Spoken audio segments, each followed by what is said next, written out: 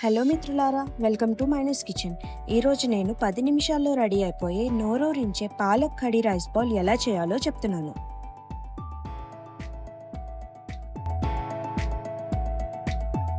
ముందుగా సగం కట్ట పాలకూర తీసుకుని తగినన్ని మరిగే నీళ్ళలో 2 నిమిషాల వరకు ఉడికించి పక్కన పెట్టేసుకుందాం.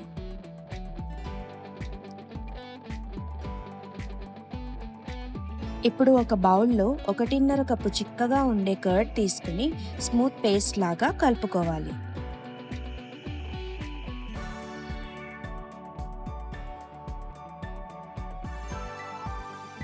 స్మూత్ పేస్ట్ అయ్యాక 2.5 టేబుల్ స్పూన్ పచ్చిశనగపిండి వేసి ఉండలు లేకుండా బాగా కలుపుకోవాలి. ఇప్పుడు 1/2 టీ స్పూన్ పసుపు, 1/2 టీ స్పూన్ కారం, 3/4 టీ స్పూన్ ఉప్పు, 1/2 టీ స్పూన్ చిల్లీ ఫ్లేక్స్ వేసి కలిపి పక్కన పెట్టేసుకోవాలి.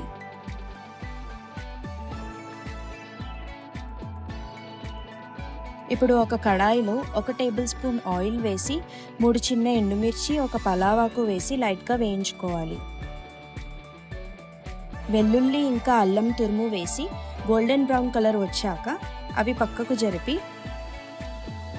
1 టీ స్పూన్ ధనియాలు, 1/2 టీ స్పూన్ జీలకర్ర, 1/2 టీ స్పూన్ ఆవాలు, 1/2 టీ స్పూన్ మినప్పప్పు, 2 నుంచి 3 లవంగాలు వేసి వేయించాలి.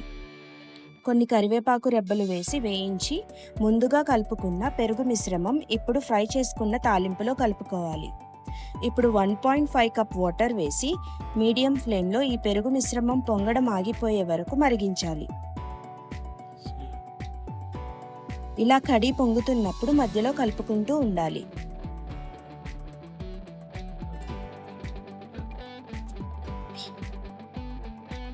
కడి పొంగడం ఆగిపోయాక ఇప్పుడు ముందుగా ఉడికించుకున్న పాలకూర ముక్కలుగా కట్ చేసి కలిపేసుకోవాలి.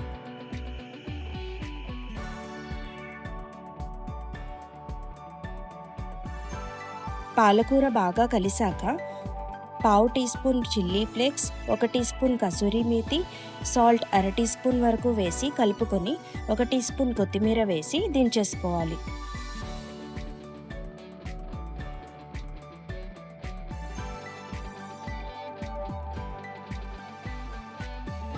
10 నిమిషాల్లో చాలా easy and tasty palak curry ready అయిపోయింది.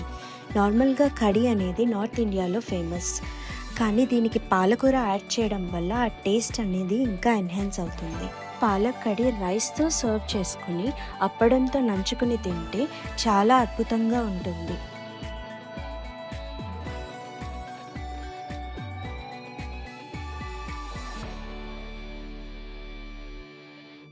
ఇలా మీరు కర్రీ రైస్ బాల్ ట్రై చేస్తే టేస్ట్ నెక్స్ట్ లెవెల్లో అదిరిపోతుంది.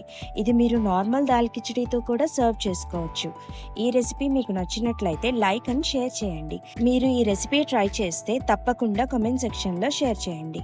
ఇలాంటి మరెన్నో రెసిపీస్ కోసం మైనూస్ కిచెన్కి సబ్స్క్రైబ్ చేసుకోండి. Thank you for watching Mainu's kitchen.